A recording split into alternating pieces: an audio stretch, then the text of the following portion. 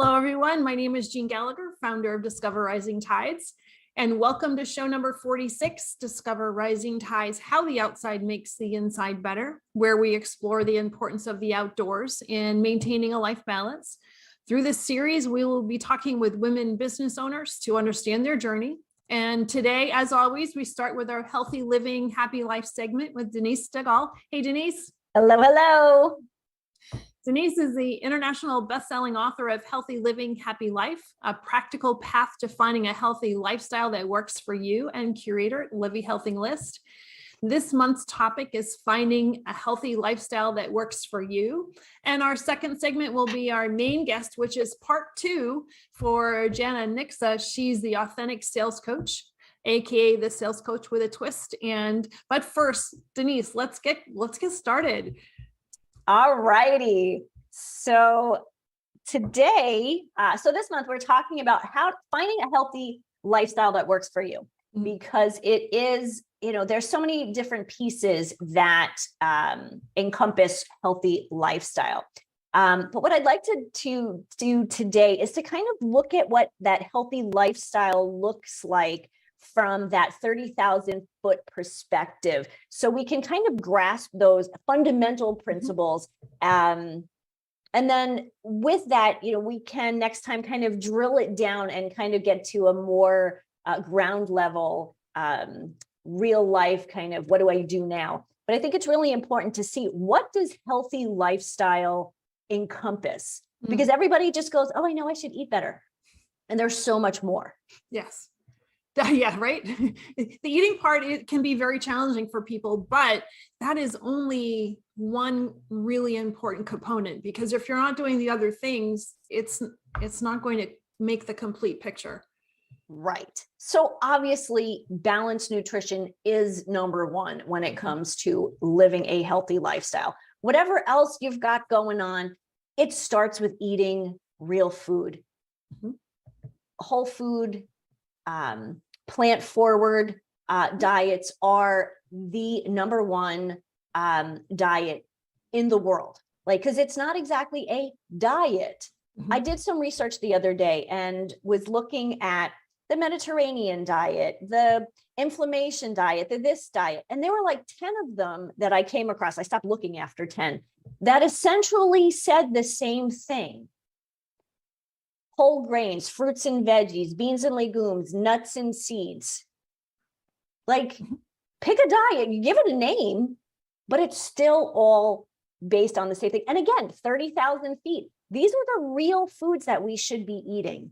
You can, on the ground level, kind of pick and choose which one healthy food you're going to eat. But, kind of that prumbrella of whole foods, real food, as I like to call it, they come in these different categories, and maybe that's kind of what I'm thinking of at the 30,000 level. These are the categories of real food.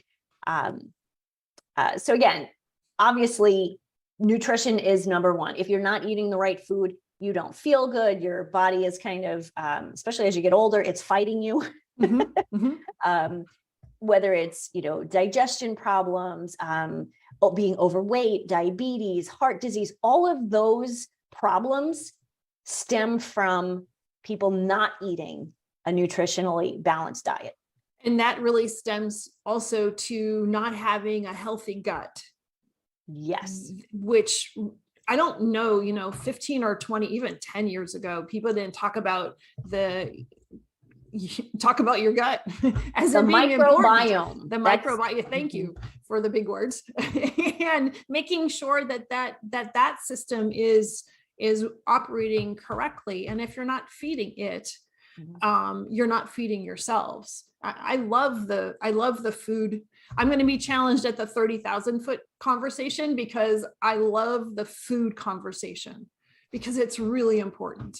It is. And, we talk about your gut. Your gut is your second brain, essentially. And I actually have an ebook that I'll share on, it's called Gut Matters, 4 ways to optimize your digestion and connect with your second brain to improve your mood, the way you feel, the way you think, basically.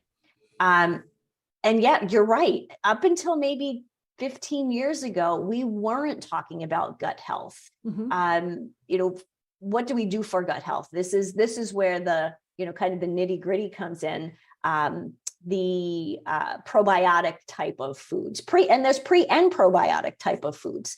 And those are the foods that we need to be eating that fall into the category of real foods. Can you just expand on something that you mentioned? And I think it's worthwhile to talk about. And you mentioned the term plant forward. And there are so many different, you talk about different diets, but there's so many different ways to attack a diet, whether you're a vegan, a vegetarian, or omnivore, or pescatarian, or we like to throw labels on anything, on everything. And so here's another label, plant forward. But what does that really mean? Because I could answer this, or I could ask you, because it seems to me like it's, I don't know, right? It seems to me like it's touching on all of those different categories of how you personally feel that it's important to eat. So I talk about eating real food and your diet being a more plant forward diet. Like 3/4 of your plate should be plant-based. That being obviously your fruits and veggies, your whole grains, beans, nuts and legumes, those kinds of things. And then the last quarter of the plate is the healthy protein. Now, obviously, if you're a vegan, if you decide to go vegetarian, vegan, that's always a personal choice. I don't recommend removing full food groups out of our diets, because I truly believe that each food group has benefits to our body. I know I've tried lots of diets because that's part of my job. I know that I feel best when I have animal protein, at least even a small amount of animal protein in my diet. Again, I don't say that you should or shouldn't. I don't recommend myself personally when I'm talking with clients. I don't recommend any diet other than when I say plant forward, is that 80% of your plate, or 75% of your plate should be plant foods. It could be a salad. It could be a potato and a piece of broccoli. It could be an orange. All of those kinds of things. Salad with some nuts on it. And so that's what I'm talking about when I talk plant forward, is we especially in America, we are kind of animal protein like crazy. Like you go to a restaurant, and the steak is it's a 64-ounce steak, and I'm like, I can eat about 3 ounces of a steak. We don't need that much protein in our body, because there's a challenge of, can our body process it? Right. So that 64 ounces would be overkill. And there are obviously recommendations that the government has put in place, how much protein, how much this, how much that. Honestly, it's what makes you feel best. And talking about portions, we'll probably, I don't want to go down into this little rabbit hole, but it's not just the 64-ounce steak that's out of proportion. It's all the proportions that are out of proportion, because we want to, they didn't feed us very much, or, for this $20 meal, I didn't get a very big portion. But did you get enough? Right? Our eyes are bigger than our stomachs, and the culture says that we should have mounds of food in order to be sufficient, and it's really not necessary. Here we do see in America that quality, in America we look at quantity over quality, and that's a challenge. Because if you go, I have friends, I'm a foodie, so I love to go to different restaurants. And when you go to a higher end restaurant, I have so many people who have said to me, oh, I hate going to those restaurants. I always walk out of there hungry. They don't feed you enough. Like you said, they're actually giving you the right amount of food. You just look at it, or we just look at it going, oh, that's a tiny little piece of steak, because we're used to seeing this big portion. And so you're right. It's everything when it comes to portion. And, we're a big fan of supersizing it in this country. I mean, I know there's a documentary actually called Supersize. But what's happened with supersized foods is we now have supersized people, Mhm. and we need to get out of that epidemic that we have going on here. You know, we talk about our pandemic, but this is an epidemic that is continually getting worse and worse, is this obesity epidemic. You notice that too when we're looking at, you look at an older movie, or you look at pictures that from the 70s, and you can, or just general people in public, you can see the difference. And, you know, I think that this really goes back to what you're talking about finding a healthy lifestyle that works for you, because I think we've lost that thought process of what's best for me and what do I really need versus what do listening to all of the commercials and everything coming in. If we listen to everything that's being told to us, we would be taking 900 prescriptions for what we don't know what the hell it's for. Mhm. And we would be eating too much, which we really are. We already are, because the recommendation is 2,000 calories. Everybody should be eating at least 2,000 calories, and men maybe more. Well, if I ate 2,000 calories a day, I would be in trouble. I would be really adding to that statistic of obesity. Mhm. I'm 5 foot tall. I do not need 2,000 calories. When even with the amount that I exercise and move, my calories, I only need about 1,500 calories to maintain my weight. Mhm. If I'm eating 2,000 calories on a regular basis, I'm just going to gain weight. Mhm. And that 2000, like you said, isn't right for everybody. And what's really interesting is my daughter's a nutrition coach, and I've watched her coaching. I've watched her coaching through different, in a CrossFit environment. And so she's coaching people that are athletic and muscle building athletics, and that muscle building piece. And I think that this is maybe one place that needs to be added. Not that everybody needs to go to CrossFit, but one thing that needs to be added in is we need to not just feed our bodies, but we have to make sure that we have bodies to feed. And the muscle versus fat, it's really important to stay strong as we get older. Right. And let's just go into that. You know, we talk about regular physical activity. And I'm not just talking exercise. Mhm. I'm talking about moving. Right. I know today I've had 3 conversations on Zoom. So I've literally been sitting in my chair for 3 hours. I'm already physically getting antsy. Like, I got to move around because my body is so used to moving. I guess that's why I do this a lot with my hands, because it makes me feel like I'm moving. Well, that's good for me, because maybe that's my reason. I don't know. Because my hands Movement. are Think about it. You know, you go to the gym. Oh, I hear this all the time. Oh, I go to the gym for an hour every, 3 days a week. What about the rest of the time? What are you doing? Mhm. Are you sitting? Are you walking? Are you biking? Mhm. What are you doing? Mhm. Driving a car. Most of us do. I mean, when I was a little girl, not too little, we used to walk from my house to the 7-Eleven because, on a regular basis, whether we wanted to get a Slurpee or an ice cream or whatever it was, we would walk there. Mhm. And then Yeah. when we would get the Slurpee, it was this big. And not 36 ounces. No. And, but just as a child, little kids, we used to move around. We used to go outside and play and ride our bikes. I love riding my bike, Fred. Sorry, Jean. I love riding my bike. And that's something that I've been doing since I was a kid. Challenges now, of course, the kids don't see mom and dad doing it. Mhm. So the kids are like, well, I'm not going to do it. I'm going to go play my video games. So we're actually creating, like raising a new generation or generations as I'm getting older, of kids that don't move. Or the parents aren't comfortable with the kids going outside by themselves. Mhm. And so if there's no adult supervision, the kids are not, the kids are not in most urban environments are not left alone to their own vices outdoors, which it used to be. Right. Go play. When the street lights come on, it's time to come in for dinner. That's that's what summer used to be like. Right. I agree. And I think there are still places in Mhm. the US that are like that. I mean, I live in a really, kind of almost, too quaint of a neighborhood where, yeah, we do see the kids kind of playing around.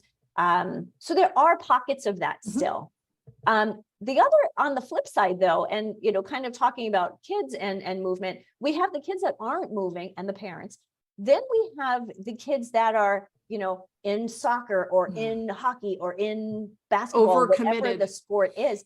And starting at a young age, and these kids are actually struggling because they're either struggling, some of them are struggling from body image, specifically dancers and gymnasts. We've always had that, but people are now, I mean, kids are in these things from the time they're really young because they're not playing outside. But what we're finding is those kids actually have overuse injuries at a really young age. So, you know, like we talked about before with food is, you know, there's all these different types of foods. Same thing with movement. We can't be doing the same thing over and over and over again. I mean, I have an elliptical machine in my house and I can get into the elliptical mode where every day I'm on the elliptical for 30 minutes. That's good for my heart, but it's not really good for my muscles or my bones. And the other piece that comes into play too are the kids that are overcommitted or doing these extracurricular activities, and they're coming home to a household that does not eat whole foods. And so now they're putting out a ton of energy. Their brain needs real food in order to develop, and they're not feeding their brain and they're not feeding their body correctly, and their over exertion based upon calories in, energy versus calories in, and they're missing some marks. Right. And what else is contributing there? Hydration. What are they drinking? It always amazes me how many kids are walking around with bottles of Gatorade. That stuff is just, I mean, it's a big sugar bomb. Yes. And the same thing with energy drinks. They're not hydrating. No, they're not. I mean, water hydrates. Obviously tea and coffee, they're all made of water. So you're getting hydration, though both coffee and tea have caffeine, which is a diuretic. So it kind of works the opposite way too. But they're not being hydrated properly, and none of us are. I see it all the time, people walking around. Yes, you see plenty of people walking around with water bottles, but then I also see people still walking around with the sodas and the sugary drinks, juices, all of those things. So hydration, that's another piece, 30,000 feet. How are we hydrating our bodies? Water, juice, fruits and vegetables. Look at that. Fruits and vegetables are hydrating. And so of course, all of these things causes two things that we see from all of what we've been talking about. Stress, which increases our mental and emotional challenges, all stress related. So whether you're 14 or 40 or 52 or more, all of these things that we're talking about, this healthy lifestyle that works for you, all of these components are important. And we just have to figure out, and we'll talk about that more next time. Let's get into the nitty gritty next time. But all of these pieces are so important to be aware of. Somehow we think of healthy lifestyle, again, it's just the one thing. It's food. Oh yeah, I should join a gym. It's more than that. So to organize the 30,000 foot view thought process, right? So some of the categories, because I think categories are appropriate at this level. So the categories that we're looking at are real foods. Yes. Movement, proper exercise. Sleep. We didn't talk about sleep. Sleep is a huge one. Let's see. This is another one that's important. Stress, mental, physical, emotional stress. Getting your checkups to know where you are. Work-life balance. Not that it's ever going to be this way. It's never going to be completely balanced, but you need to be able to set up boundaries. This is work. This is home. They can't cross all the time. 100% of the time, does that work? Of course not. No, but you have to recognize the signals that shows that you're headed in the wrong direction. Yep, exactly. And of course, all of these things increase stress, increase, our cortisol levels. We have challenges in, emotional, mental problem challenges because of all these things. But there's one piece that I think we always forget about. And this is to continually to be learning and growing. That is an essential part of a healthy lifestyle. Think about it. Are you the same person as you were 10 years ago, 20 years ago? No, one, because when you're older, right? You've experienced more things. You've learned something new. I meet so many people that when I ask them what their goals are, oh, I'm just waiting to retire. That's great. What are you, when it comes to learning something new? Oh, I don't need to do that. I went to school. I went to college. I went to law school. I went to this. I've learned enough. And then when they retire, they have no hobbies and they have nothing to do. Bingo. And they're bored out of their mind. And they're sitting around doing nothing. And they sit around doing nothing, and their emotional state starts to get affected. Their physical state is affected. And it's, there's research that shows that people who don't have those things to do, they also, they stop getting their connections with people. They lose those. And those people tend to die younger than they would had they had those connections and that those things that they were doing that was purposeful. Relationships and interactions. Absolutely. One of the, when Starbucks, in the beginning, when they started to get really big here, they were emulating the European coffee experience, right? Creating a place for community. And I think it's that place for community is where we really need to be able to have that. That's the interaction that you're talking about. So I'm really excited about digging in. And I think that between the two of us, we could do this for hours. But next time we're gonna take the plane down a little bit and land the plane. Yeah, we're gonna land this plane too. But we have to look at break it down a little bit more for people as well. Absolutely, I'm excited. Well, thank you. Thanks so much, and look forward to the next conversation and more details. So today I'm excited to welcome Melinda Kitto. Hi, Melinda. Hi. How are you? I'm good. It's great to be here. Oh, I'm so excited for this. And so I'm just going to read a little bit of your bio and then we'll get going. So as an online business and messaging strategist, Melinda works with coaches, course creators, and online service providers who know that their work is amazing, but struggle to find the right words to talk about what they do in a way that makes their potential clients want it. Mel lives on a beach called can you say it? I can't do it.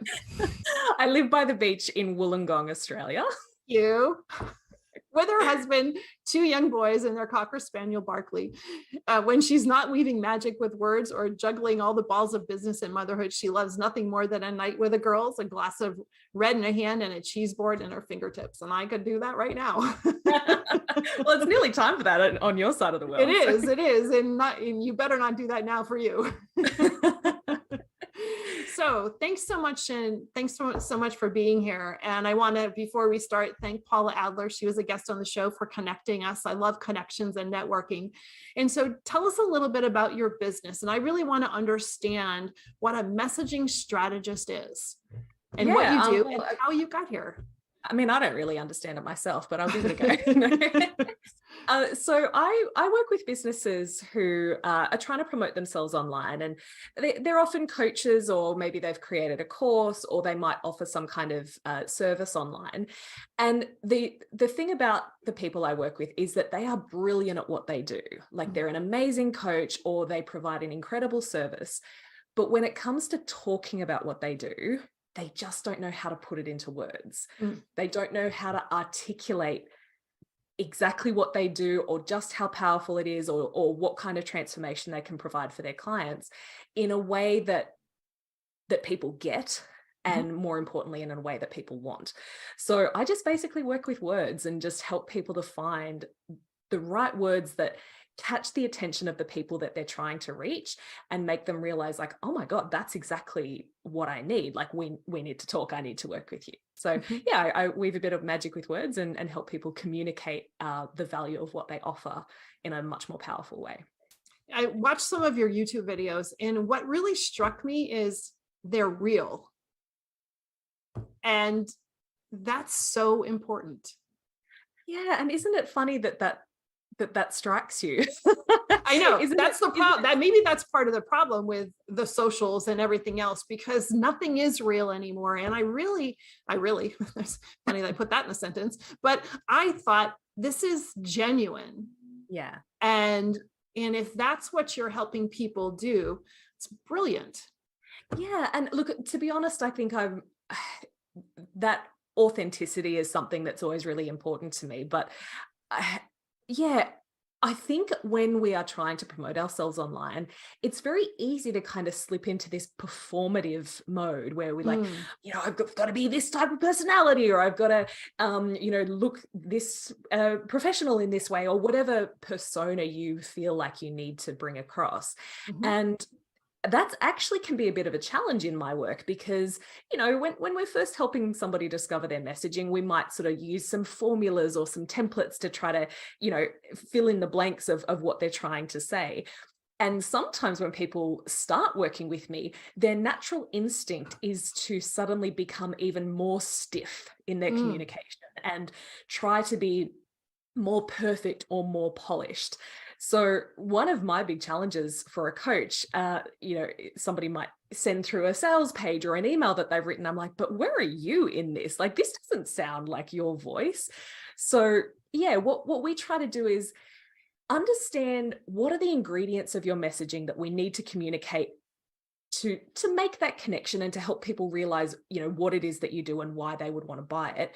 But then how do we merge that with your personality and your natural voice so that you feel like yourself when you're expressing that message, rather than slipping into that robotic mode or trying to be someone that you're not. So I'm glad that comes through.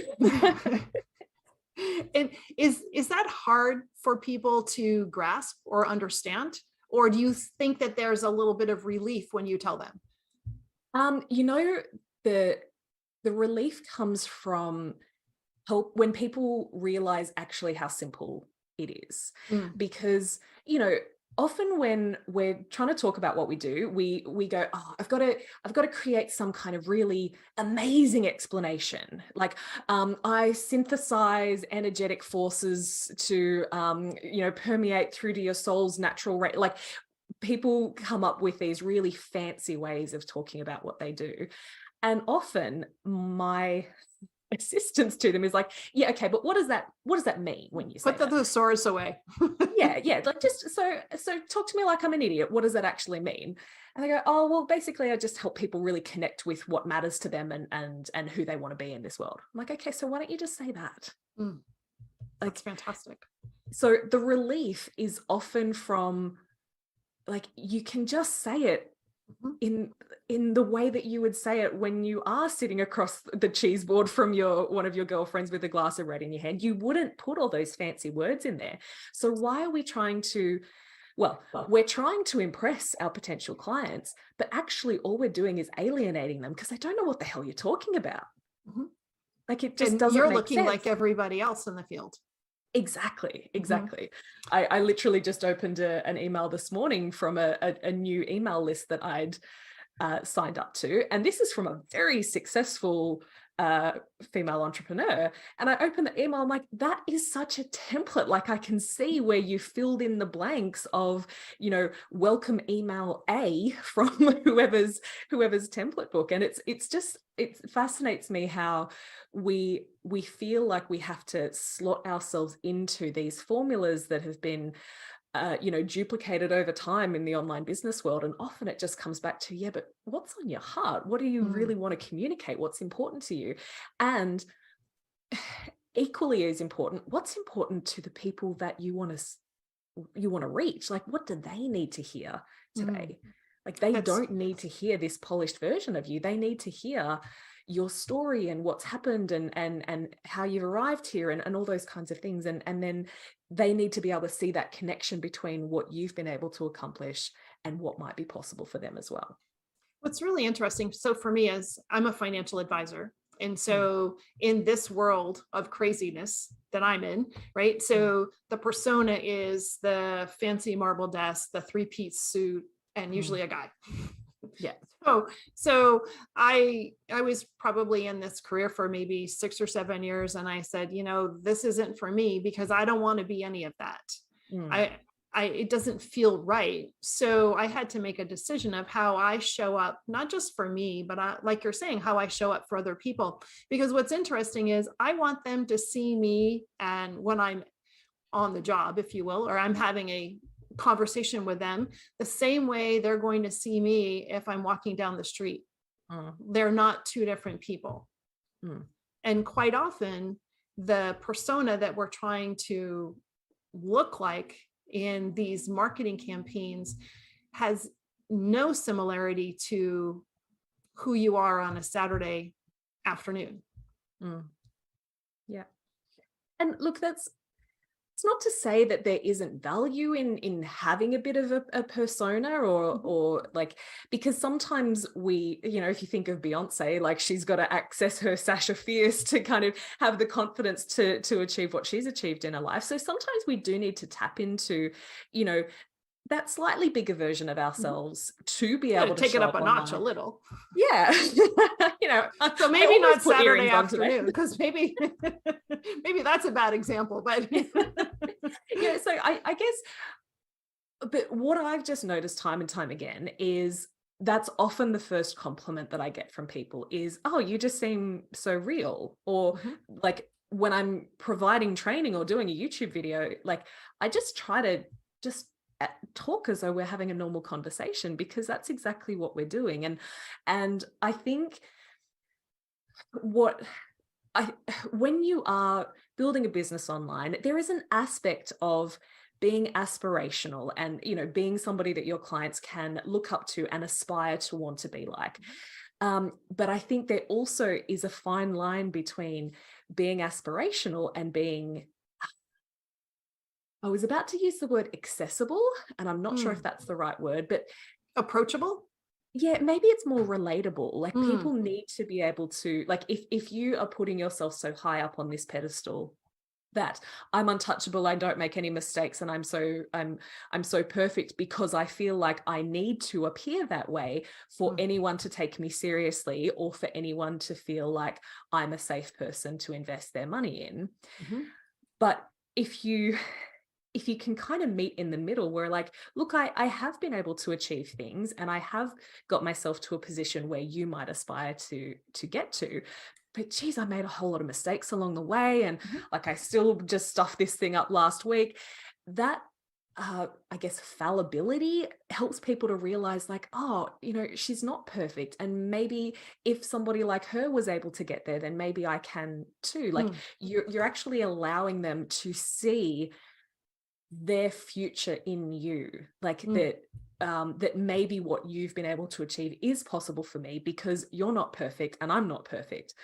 So yeah, we don't want to create that kind of disconnect from our people where they don't actually feel like they could ever make it to where we've made it.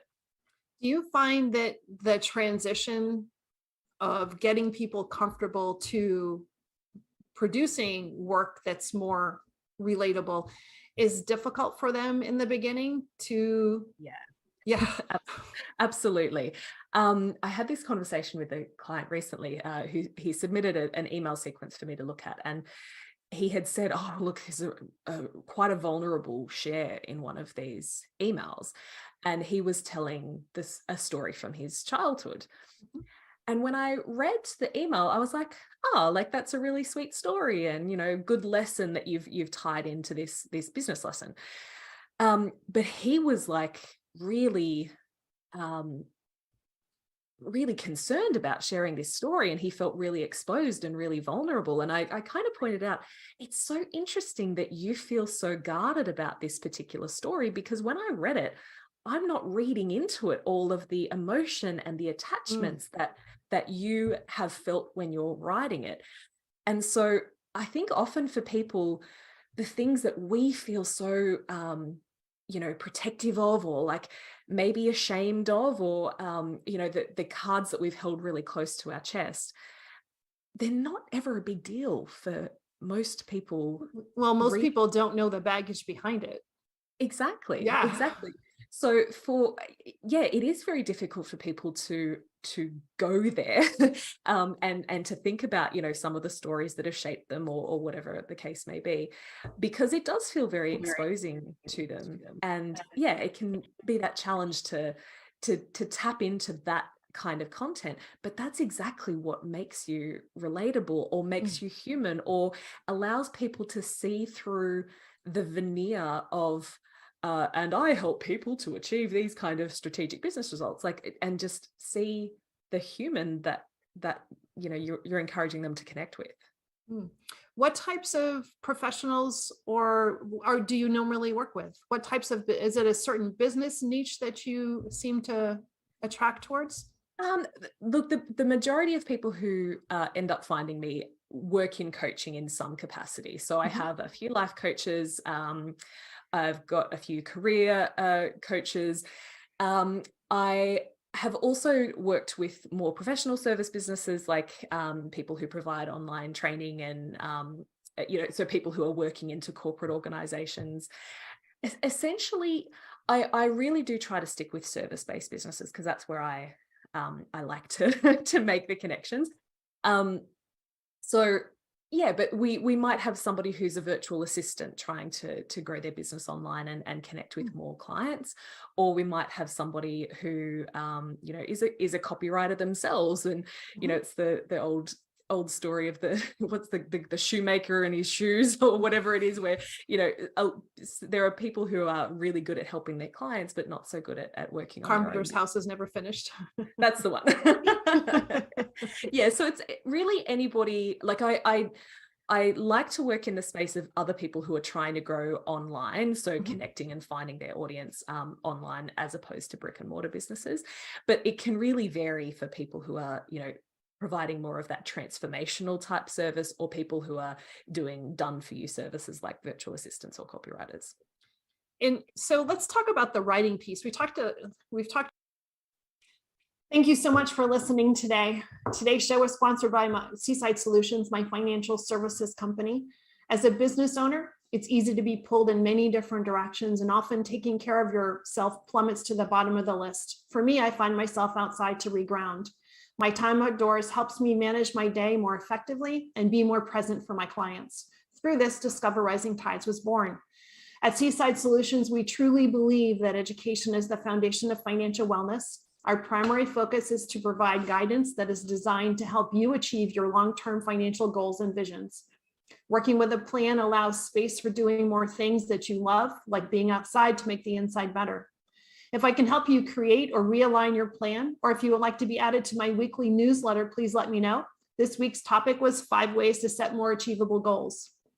Your referral means the big, beautiful world to me, and if I can help, please let me know. And thank you so much for listening, and see you next time.